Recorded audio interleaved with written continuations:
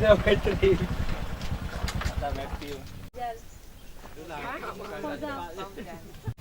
Keluar 8. Satu jam.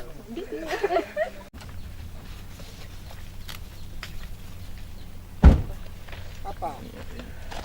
Si. Terus? Rizka.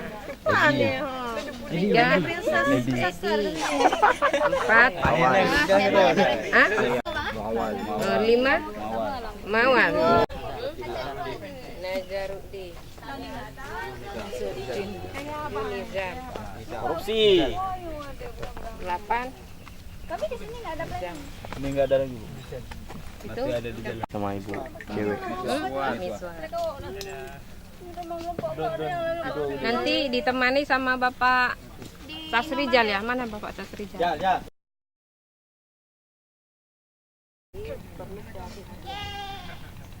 Jadi setiap kelompok Bang di ini Pak diikuti oleh satu orang arkeolog ya. Hati-hati kalau pecah-pecah semuanya. Ini kelompok pertama.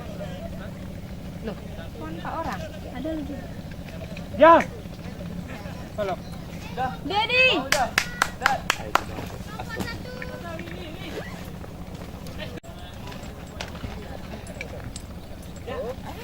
Kan? Ada. Nah, satu orang aja. Gini. Ini. Gini. Nah, Si Pau. ini contoh adalah melihat arahnya. Ini, udah pernah melihat arah utara selatan? Belum. Inilah kompas. Kuncinya cuma utara selatan. Utara itu north. Coba lihat, ini arah mana ini? Sekarang mari selatan kan. Utara sana. Sana selatan. Berarti sisi selatan benteng. Dalam kurung benteng utama. Nah, ini utama. Batu yang jatuh ke bawah Jatuh ke bawah atau runtuh. atau batu kali. Batu andesit nih. Satu yang kapur. Nah, ada batu kapur. Ini kayaknya mortar.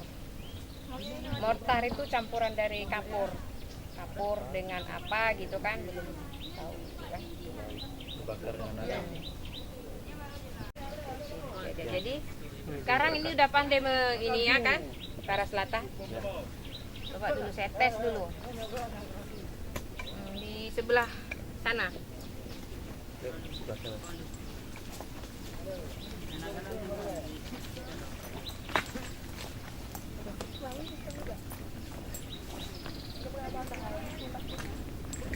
Ada yang bawa tustel ya?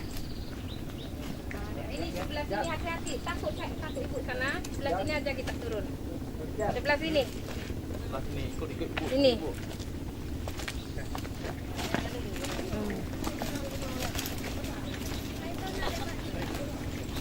Ya.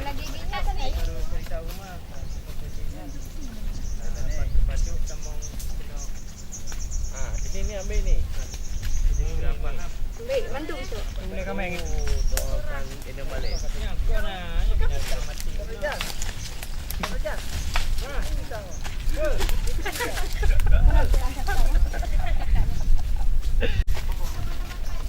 Ini untuk motor, nanti cakap motor yang papahan. Kajik ni ya. Ni aku kata ya. Sama aja. Karena menyopah tentang arkeolog. Ini ditemukan jenis.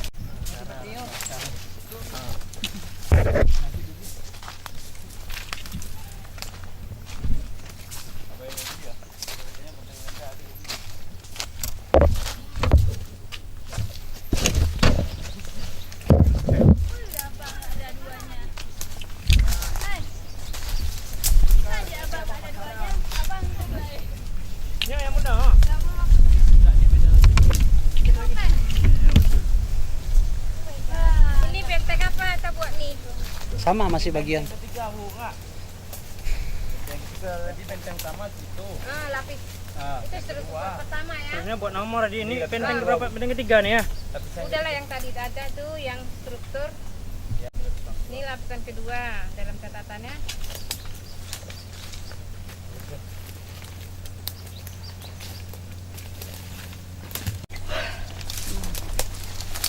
Terus yang mencatat sudah.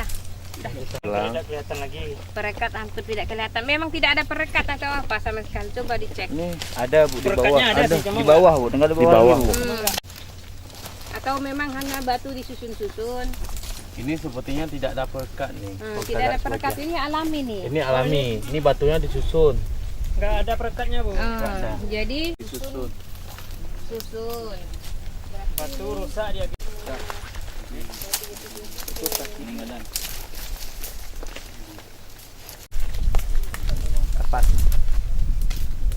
Di sini kalau misalkan sudah ada ini aktivitas masa lalu.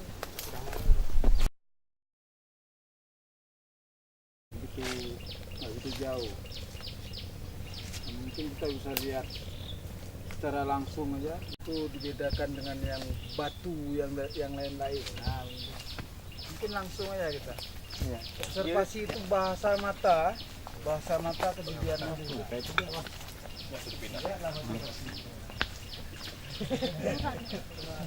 Aja tuh, itu ada dinding di sebelah sana. Gilun.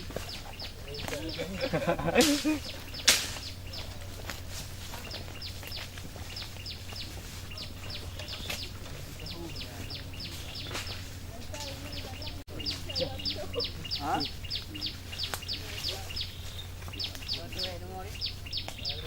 Anak tu, dicomel dia ilmu tahu sih. Bukan malaikat.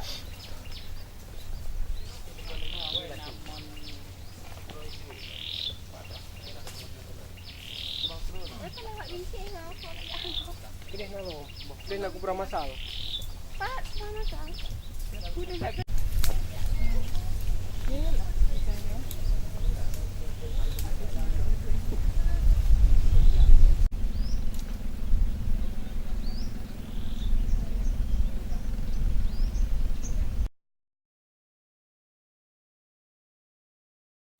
Pengetesan bata candi dan bata yang sudah pernah dibuat, kekuatannya jauh berbeda. Jauh lah, sekarang dibakar bagus. Kalau lihat Itu merekam. Sudah merekam. karena erosi Kalau misalnya ada kadang-kadang kita kalau saling kenal mengenal. Kelompok 2 di sini, ya. Ya, jangan digila semua itu bahaya itu. Sayang ini oleh-oleh. Nah, baik teman-teman sekalian, teman-teman mahasiswa yang kami hormati, kelompok 1, kelompok 2 tadi sudah melakukan observasi, sudah melihat kondisi existing, kondisi hari ini apa yang sedang terjadi di Benteng Gunung Balek. Nah, di hadapan teman-teman ada beberapa orang yang memiliki pengetahuan tentang konservasi dan memiliki pengetahuan tentang sejarah tentang Gunung Balek maupun konteks yang ada di sekitar sini.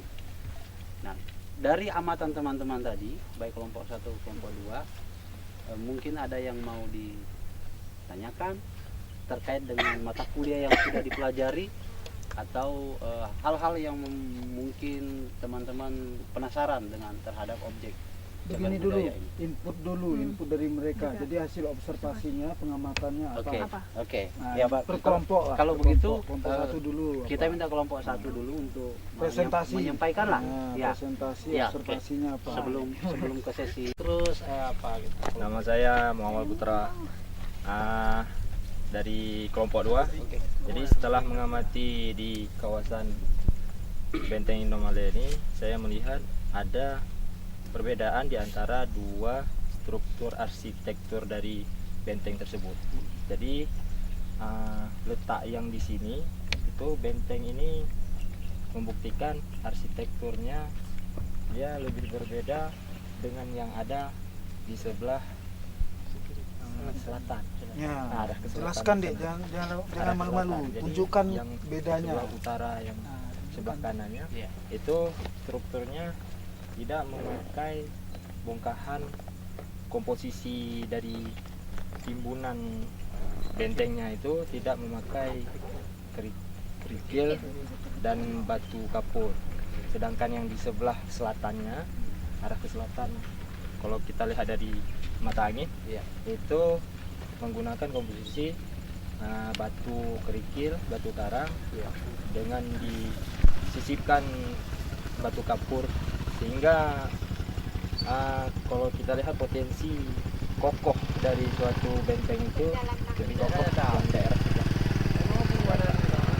Ya, ada tambahan dari kelompok. Lapangan di tempat itu banyak ditemukan kayak pecahan-pecahan keramik. Itu membuktikan adanya penduduk yang tinggal menetap di tempat tersebut.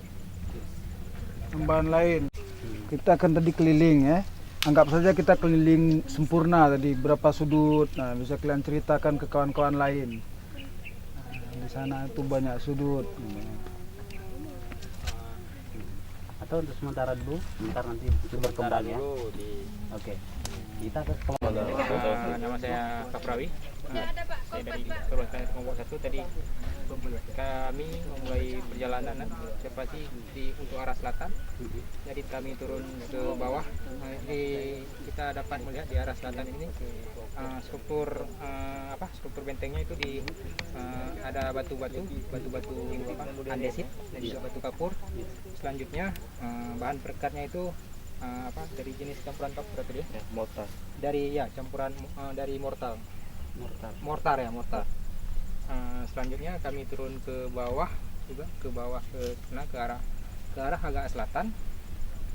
Di sana juga sama seperti di atas, komposisi batuan bentengnya itu terbuat dari batu andesit juga batu kapur. Selanjutnya kami menyusur sedikit ke arah utara, tepat di tanah Rusi. Selanjutnya kami naik lagi ke atas, kembali ke arah selatan, tepatnya di daerah sana. Itu batuannya itu tidak ada perekat, tapi sudah tersusun dengan sangat rapi. Tidak ada perekat daripada mortar tadi, tapi tersusun saja begitu ya dengan rapi. Dan juga kami sempat tadi menemukan beberapa pecahan porselen juga gerabah. Mungkin itu yang kami dapatkan tadi. Kurang lebih sama ya temuannya ya. Sama. Material yang digunakan di benteng sebelah selatan itu ada yang digunakan dengan batu nisan. Ada berapa yang nampak batu nisan? Kebetulan cuma satu yang terlihat. Mungkin kalau ditelusuri lagi mungkin ada sebagian. Habis itu ditemukan juga pecahan-pecahan itu, keramik, gerabah. Habis itu ada juga dipakai untuk menimbun, disisipkan dalam benteng tersebut, ada juga. Kemudian terakhir, tinggi antara sisi yang menghadap ke laut lebih tinggi dibandingkan dengan posisi yang di sebelah sampingnya. Kiri. Tadi di sisi selatan terdapat struktur benteng yang ke arah tepi bibir pantai. Batu disusun dengan perekat, tapi perekatnya sedikit dibandingkan dengan temuan yang ketiga yang panjang. Mungkin yang jenis batu itu andesit atau batu kapur. Yang kedua perekat itu mortar dan dari campuran dari kapur. Mungkin itu aja. Tidak ada lagi sepertinya kan? Ya, artinya objek ini adalah memang objek masa lalu. Das manusia pada masa lampau. Nah, kalau dia hanya satu tempat, ya disebut situs. Tapi kalau ada beberapa tempat yang berkaitan dengan satu tempat tadi, itu disebut kawasan. Jadi dia lebih luas. Nah, oke, di sini ada pendampingnya tadi, ada Utara tadi. Itu kita berjalan ke arah barat, kemudian kita ke selatan. Di selatan kita ketemu dengan rumpun bambu, ya kan? Di depan rumpun bambu, di dekat jurang kita ketemu sisa-sisa struktur. Itu punya sudut ya. Ada beberapa sudut. Kalau tidak salah 2 sudut tadi ya. Habis itu kita ikuti lagi dinding ke arah timur. Kita ke arah timur, menjelang akhir dari perjalanan ke arah timur kita ketemu lagi sudut ya. Kemudian di sudut itu tiba-tiba juga ada sudut lagi, kita harus ke arah timur terus kita berakhir di satu celah kecil anggap itu pintu saja lah gitu. Itu pintu. Dan di dinding timur itu ada di sisi timurnya ada dinding lagi. Kemudian kalau kita ikuti tadi, kita ketemu sudut lagi, kemudian kita ikuti sudut itu, kita ketemu jalan masuk kita tadi. Nah itu dia. Itu bentuk denahnya. Bisa kalian gambarkan nggak?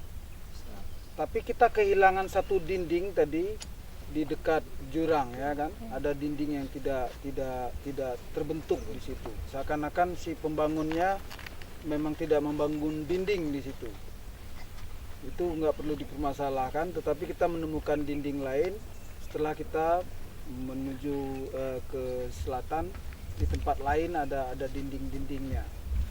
Nah sebenarnya, dan ada satu elemen pintu dalam bangunan arsitektural itu namanya komponen. Jadi ada komponen bukaan itu pintu. Jadi yang kita kelilingi tadi itu kayak seperti pagar keliling, ya. Pagar keliling yang orang dulu membuat itu untuk entry, masuk ke dalam kawasan itu. Dan kita tadi keluar ke arah timur terus untuk mencari jalan balik kemari, itu ada dinding yang tidak selesai. Dinding yang tidak selesai, dan itu batasnya masih sulit kita perkirakan di mana berakhir itu. Kemudian untuk kawan-kawan di sini berbeda dengan struktur kita. Saya lanjut saja di sini. Keunikan dari struktur ini tebal dia. Kalau di sana tadi antara dinding yang pertama kita temukan cuma sekitar kurang dari 1 meter itu.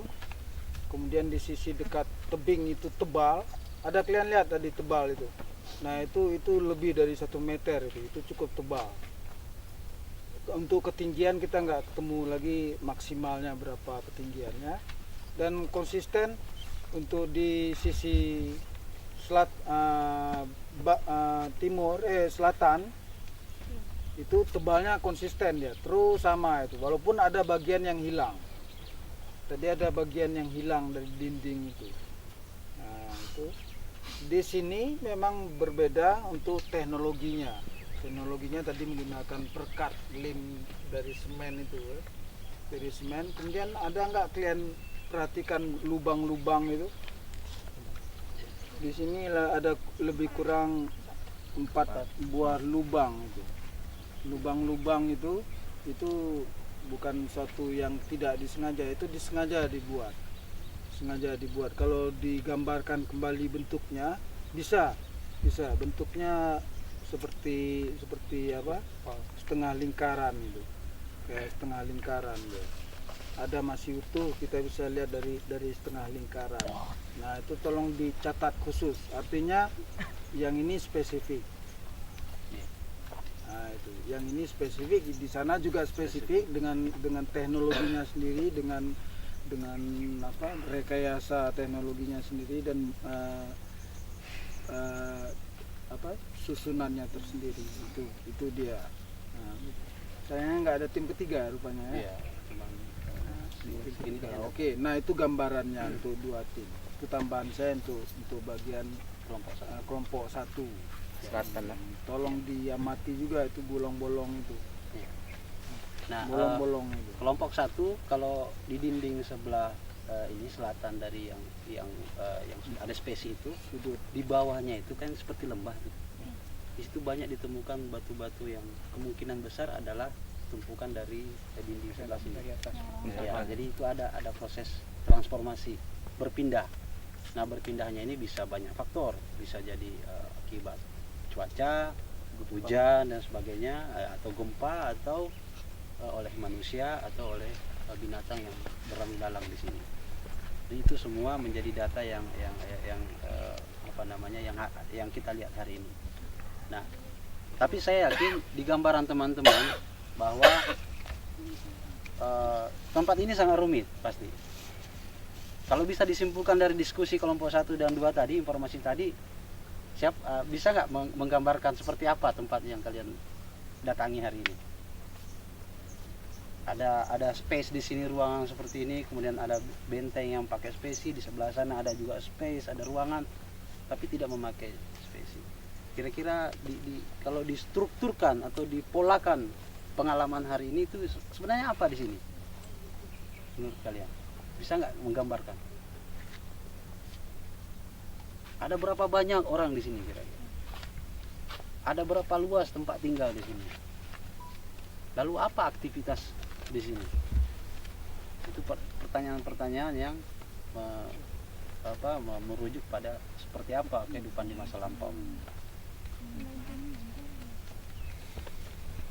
Nah, semua itu adalah sumber ilmu. Nah, ini nilai penting. Jadi salah satu nilai penting dari situs atau kawasan yang kita tempati hari ini, dia punya nilai ilmu pengetahuan. Kalau kita melihat perekat atau spesies yang digunakan pada benteng inti ini di sini, itu unik pada masanya dan tidak umum ya. Jarang lah maksudnya. Jarang. Di seluruh Nusantara pada masa itu, apakah cuman ini yang menggunakan ini spesies ini? Maksudnya di wilayah Aceh, di Jawa bagaimana sendiri atau itu sangat spesifik. Kalau mau mendalami silakan buka buku sejarah Bali atau ya mau nanya ya tanya aja di sini kan gitu. Nah itu kondisi. Nah tugas kita adalah mencoba memahami apa yang diwariskan oleh orang-orang yang pernah membuat ini. Nah, di antara teman-teman mungkin ada yang mau bertanya setelah melihat ini semua, mungkin ada yang menanya, mungkin contoh pertanyaannya, ini begini luas, bagaimana cara menyelamatkannya? Ini ada tebing yang berbahaya dan bisa menjadi runtuh, kemudian dinding-dinding ini bisa jatuh ke bawah. Bagaimana menanganinya? Atau tidak usah ditangani, biar aja jatuh. Nah, berarti ini tempat ini digunakan beberapa periode, tidak hanya satu periode. Ketika kenapa ini disebut situs? Karena ternyata di tempat ini masih banyak sekali tinggalan-tinggalan yang seharusnya dieksplor, atau bukan dieksplorasi dalam arti dari sisi ekonomi, tapi dari sisi ilmunya. Nah, itu perlu. Dan kenapa juga ada struktur, disebut struktur benteng-benteng ini disebut struktur, bukan bangunan, karena memang tidak ditemukan atap, hanya ditemukan kayak semacam fondasi struktur. Nah, struktur bentengnya saja. Nah, itu juga sesuatu yang menarik menurut saya untuk kita merekonstruksi masa lalunya seperti apa.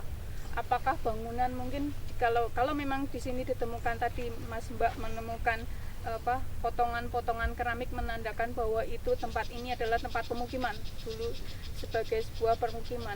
Jadi ada bekas barang-barang pakai mereka. Nah, itu sesuatu yang mestinya juga kita kuak lagi ilmu itu dari sisi arkeologi luar biasa sebenarnya kalau kita mau belajar. Tetapi setelah benda cagar budaya ini ditetapkan sebagai cagar budaya karena punya nilai penting tadi, mungkin yang sudah tidak asing di hati Mas dan Mbak itu nilai sejarahnya tentu. Yang terkenal kan Laksamana Malahayati ya, sesuatu yang luar biasa, spirit perjuangan beliau yang seharusnya kita pahami, kita teladani, kita masukkan ke dalam hati, kita refleksikan di masa sekarang. Bagaimana di sini punya nilai untuk ilmu pengetahuan dan sebagainya. Kemudian dari sisi teknologi pengerjaan, nilai penting dari sisi teknologi pengerjaan, karena setiap struktur yang ada itu punya teknologi sendiri. Nah, kalau yang di sebelah tadi dari struktur yang mengarah dari barat ke timur dan dari sebelah sana di benteng utara itu kan hanya semacam struktur di mana batu-batu disusun. Tidak ada spesi, tidak ada perkat. Nah, jadi tapi mereka juga punya teknologi sendiri bagaimana menyusun batu. Kemudian tadi yang dijelaskan oleh Mas Dedi, di tengahnya ada potongan-potongan yang lebih kecil. Nah, itu mesti ada pertanyaan mengapa mereka melakukan itu. Mesti ada jawaban teknologinya di situ. Pengetahuan lokal jeniusnya. Kemudian yang di sebelah ini cukup menarik. Di situ ada spesinya. Dan bagaimana mereka membangun sebuah benteng di atas tebing yang sangat curam pada saat itu, dan mereka sudah tahu posisi ini, lokasi ini paling strategis untuk mengintai musuh. Makanya di situ ada beberapa lubang pengintaian ya. Dan ada juga saya menemukan literatur itu tidak hanya sebagai lubang pengintaian, tapi katanya juga untuk meriam. Itu pintu meriam. Lubang pengintaian dan pintu meriam. Jadi ketika musuh datang dari jauh kelihatan langsung bisa diserang, dihantam. Nah, itu kan berarti mereka sudah punya teknologi perang yang walaupun pasukannya adalah perempuan, tetapi mereka punya strategi perang yang luar biasa. Kemudian dari sisi tadi kembali lagi ke teknologi pengerjaan, ini kalau saya baca di dalam literatur itu komposisi utama perekatnya. Kalau yang lainnya tadi tidak ada perekat, tapi yang sebelah sini ada perekat, boleh dilihat di sana ada spesinya. Nah, itu komponen utamanya adalah kapur. Ini sesuatu yang berbeda di tempat lain dan mungkin saya belum menemukan ini di tempat lain. Struktur material mortarnya, spesinya itu dari komponen utamanya sampai 51% adalah kapur. Nah, tapi ada komposisi lain yaitu silika SiO2, kemudian juga ditemukan magnesium, kemudian ditemukan juga besi, kemudian ditemukan juga aluminium. Nah, komposisi aluminium, besi, dan magnesium itu biasanya ada di unsur di material clay atau lempung. Nah, bagaimana lempung dan kapur bisa bersatu mengeras? Mesti mereka juga punya teknologi bagaimana membuatnya agar dia ketika diaplikasikan jadi keras. Itu juga jadi satu pertanyaan, karena kapur dan clay ketika dia dibakar pada suhu yang tinggi sampai 1900 derajat Celcius, kemudian abunya itu nanti mengeras kemudian dihancurkan, itu menjadi semen Portland. Nah, padahal pada saat itu abad 15-16 itu di sini belum ada teknologi, belum ada masuk semen Portland dari luar, belum ada. Tetapi barangkali pendahulu kita sudah memikir bagaimana teknologi membuat campuran antara kapur dan clay itu jadi keras. Nah, itu jadi pertanyaan, makanya penting buat kita untuk meneliti sebenarnya benar-benar komposisi dari spesi atau dari perekat yang ada di benteng yang membujur dari utara ke selatan ini, komposisinya tepatnya apa, kemudian bagaimana merekonstruksi teknologi membuatnya. Ini jadi tantangan sebenarnya kalau mungkin teman-teman ada yang tertarik, terutama yang dari ilmu eksak ya, untuk menganalisis ini. Ini sesuatu yang teknologi kearifan luar biasa, walaupun mungkin bisa saja diadop dari teknologi di luar, mungkin Turki atau apa yang sudah mengenal teknologi seperti ini, tetapi mereka mengembangkan sendiri di tempatnya dengan mempertimbangkan ketersediaan bahan yang ada di sini, karena di sini sumber kapur banyak, kemudian sumber clay tanah Portland itu juga benar tanah tersedia. Nah, jadi mungkin jadi satu pertanyaan dan sesuatu yang bisa kita gali lagi, teknologi mereka itu bagaimana. Dan kalau kita pertimbangkan, kalau memang ini dibangun yang benteng sebelah ini menurut sejarah dibangun oleh pada masa Laksamana Inong Balai, itu kan sekitar 400 lebih tahun yang lalu, dan sekarang masih tersisa, berarti kan itu awet. Nah, itu juga menjadi sesuatu yang menarik sebenarnya. Nah, hanya sayangnya mungkin karena belum maksimal di dalam pengelolaannya, di dalam manajemennya. Nah, ini menjadi tantangan kita juga, dilestarikan tanpa dimanfaatkan itu juga akan jadi ketidakseimbangan. Jadi bagaimana melestarikan tetapi juga bisa dimanfaatkan, terutama dimanfaatkan untuk dari sisi pendidikan. Nah, itu juga jadi perlu untuk mungkin teman-teman bisa memberikan masukan, kira-kira ini selain dilestarikan, kira-kira pemanfaatannya mau seperti apa, yang itu terutama berguna untuk memberi spirit pada generasi berikutnya. Dan ada satu juga ketika kita akan melestarikan, terutama melestarikan fisik dari bangunan itu, karena ini cagar budaya, itu ada beberapa prinsip yang harus diperhatikan, yaitu prinsip keaslian bahan, prinsip keaslian teknologi pengerjaan, prinsip desain, prinsip tata letak. Nah, ketika tadi teknologi pengerjaan, maka kita harus tahu teknologi bahan, keaslian bahan, kita benar-benar harus tahu ini benteng komposisinya apa saja, material yang digunakan apa saja, spesi yang digunakan bagaimana komposisinya, bagaimana cara buatnya. Makanya tadi saya penting untuk tahu teknologi pengerjaannya, karena kita ketika ini bentengnya sudah dalam kondisi yang mengkhawatirkan, mau tidak mau nanti harus ada perbaikan, entah nanti dalam bentuk pemugaran atau mungkin konservasi material, itu tetap harus berpegang pada prinsip-prinsip keaslian bahan, keaslian teknologi pengerjaan. Maka penting untuk tahu bagaimana teknologi masa lalunya. Itu itu jadi satu tantangan dan satu peluang untuk dipelajari. Itu mungkin dari saya. Kalau besok nanti bisa ketemu lagi, kita bisa diskusi lebih banyak lagi, terutama yang di kelas nanti. Itu dari saya. Mungkin nanti juga ada pertanyaan atau masukan dari teman-teman semua. Jadi kalau di sini luar biasa, banyak sekali yang sebenarnya bisa kita kuak ya, bisa kita eksplor ilmu di sini. Hanya mungkin barangkali satu yang menjadi pesan saya, sebenarnya saya senang dengan mahasiswa mau datang ke tempat ini, karena mahasiswa kalau bahasa kasarnya itu kan sekarang senang medsos ya, media sosial senang lah, ikut untuk mempublikasikan cagar budaya ini, sehingga teman-teman yang lain yang di luar Aceh bisa tahu ada sesuatu yang luar biasa di sini, ada nilai penting yang bisa disampaikan ke teman-teman yang lain gitu. Jadi kasarnya itu, kalau bahasa kasarnya kalau di sana sebagai corong pelestarian itu mungkin. Itu dari saya, terima kasih. Pripih itu relik biasa ditulis. Kalau kalian ketik relik, pripih itu benda berharga dia. Jadi di bangunan-bangunan Hindu, Buddha, dalam Islam nggak ada. Itu ada tempat yang ditandai untuk penanaman pripih itu atau relik itu. Jadi dia berlubang-lubang batunya, seperti kotak, seperti box gitu. Seperti box, yang boxnya itu ada bagi-bagi ruangnya ya, bedak-bedaknya untuk ibu-ibu lah itu ya kan. Stoneware ini dirubah lagi. Iya, itu dari Banyak. sekedar pemahaman aja. Ini jelaskan Thailand sama Cina. Ini ada dua benda, warnanya mirip-mirip aja, hijau juga. Biru. Nah, tetapi jenisnya berbeda ini. Yang hijau ini kayak gio ini. Ini dari Cina. Yang ini dari Cina. Kemudian ada satu lagi kayak gio juga tapi berbeda. Sudah berbeda. Nanti dia ada hiasan yang digores. Itu kayak bunga teratai deh, lotus di tengahnya. Karena tuh orang Buddha di Thailand itu. Mereka buat lotus itu sebagai simbol Buddhisme. Nah, ini dari Thailand. Itu mungkin tuh pemahaman umum ya.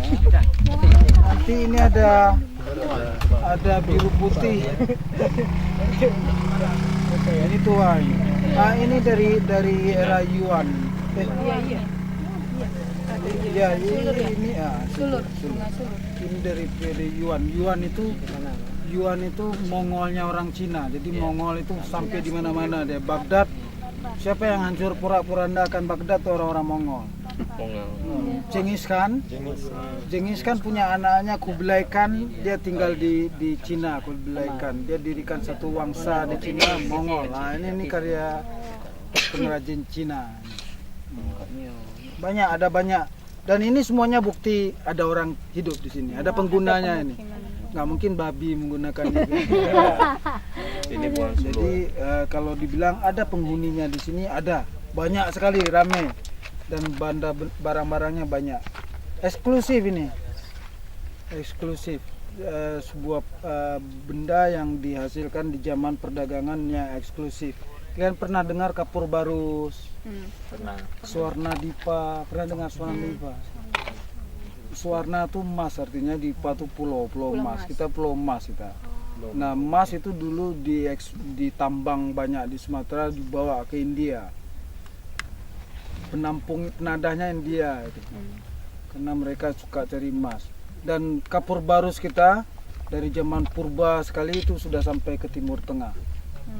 Itu penakluk Setipon, orang-orang Arab Islam dari Mekah itu naik kuda menaklukkan raja Virus dari Persia, Sasanid. Itu di istananya ketemu kayak garam, dia pakai untuk campuran makanan tapi nggak ada rasa garam katanya. Itu kapur barus dari Sumatera. Oh, yang dihasilkan dari pohon barus itu ya? Dari pohon barus, kapur Sekarang barus namanya. Nah, itu kita banyak di sini.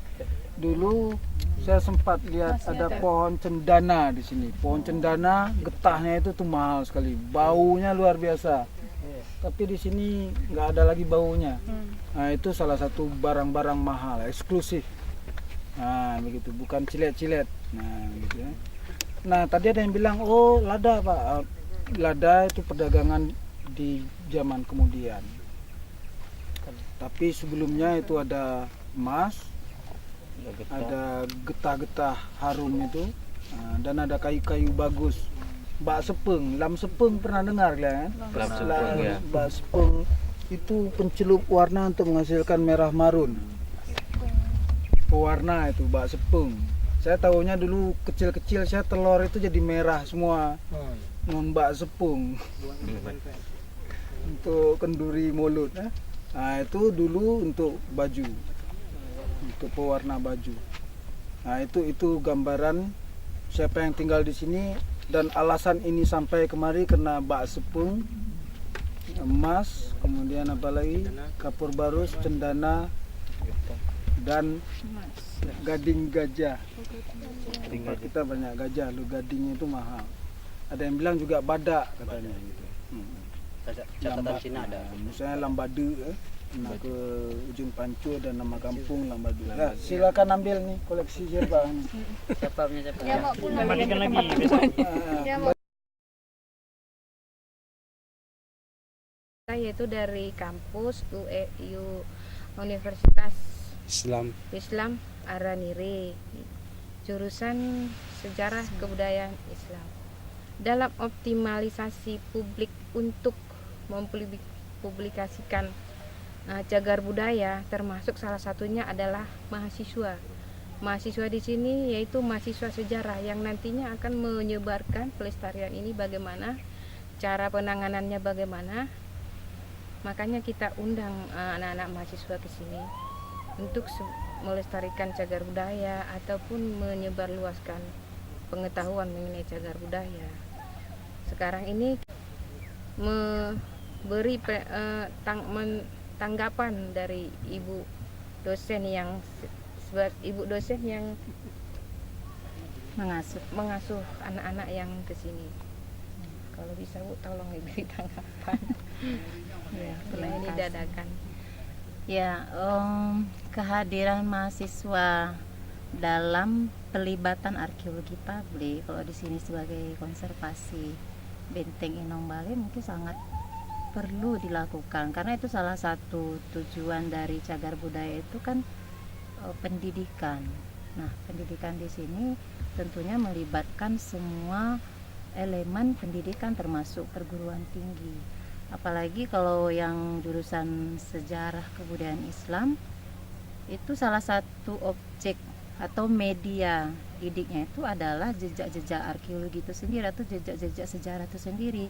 Salah satunya Benteng Inong Bale. Benteng Inong Bale ini kan memang dulunya pernah digunakan sebagai pertahanan kerajaan Aceh Darussalam. Makanya ini merupakan salah satu objek dari media didik itu sendiri. Makanya ya mahasiswa tentu sangat penting dihadirkan memang dalam pelibatan konservasi itu sendiri. Sebenarnya bukan hanya mahasiswa dilibatkan di sini. Kalau yang namanya arkeologi publik itu seluruh elemen masyarakat seharusnya turut dilibatkan. Bahkan yang paling penting dilibatkan itu adalah masyarakat di sekitar situs itu sendiri. Jadi itu sebenarnya kalau mau kita melakukan secara murni arkeologi publik.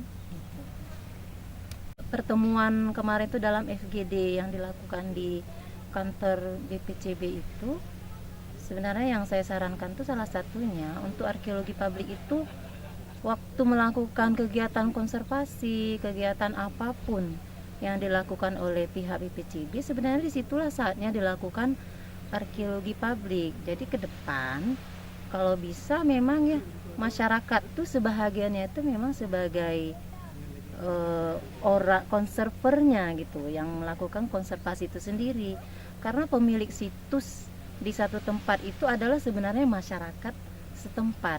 Jadi kalau cuma hanya dari pihak pemerintah yang melakukan konservasi tanpa melibatkan masyarakat, masyarakat tidak akan mendapatkan ilmu tentang pelestarian itu sendiri. Makanya ke depan libatkan apa barang 5 orang dari warga setempat, tenaga lokal. Jadi mereka nanti setelah dilibatkan, mereka akan memberitahukan kepada orang lain ternyata memang perlu dilakukan pelestarian karena ini memang milik kita. Seperti itu. Ya, saya dari nama saya adalah Muawwal Putra. Saya dari Fakultas Adab Sejarah Kebudayaan Islam dari Universitas Islam Negeri Araniri. Jadi setelah saya explore atau menjelajah di Benteng Inombale ini, terlihat bahwasanya benteng mulai termakan usia yang dikarenakan faktor alam juga, terutama dari goncangan dari tsunami, kemudian juga longsor yang mungkin berakibat dari tekstur akibat gempa. Kemudian ini yang harus diselamatkan bahwasanya bagi Badan Pemberdayaan Cagar Budaya, terutama bagi mahasiswa-mahasiswa juga untuk saling menjaga di Benteng Inombale ini, karena Benteng Inombale ini salah satu situs yang masih ada. Semoga bisa menjadi edukasi bagi masyarakat yang ingin mengetahui pendidikan dari situs budaya. Kemudian fasilitas yang harus ada yang memadai bagi tempat ini, yakni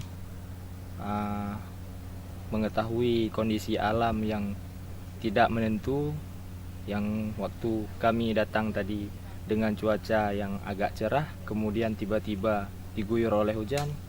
Yang terpenting adalah tempat untuk berteduh bagi pengunjung yang datang kemari. Itu dimohonkan kepada pemerintah untuk membangun fasilitas yang ada di sini. Kemudian segera dipugar dan dilestarikan juga. Selain tempat berteduh untuk selain diperlukan fasilitas tempat berteduh, juga diperlukan fasilitas seperti tempat duduk, musola, dan kemudian yang paling diperlukan adalah tempat sampah.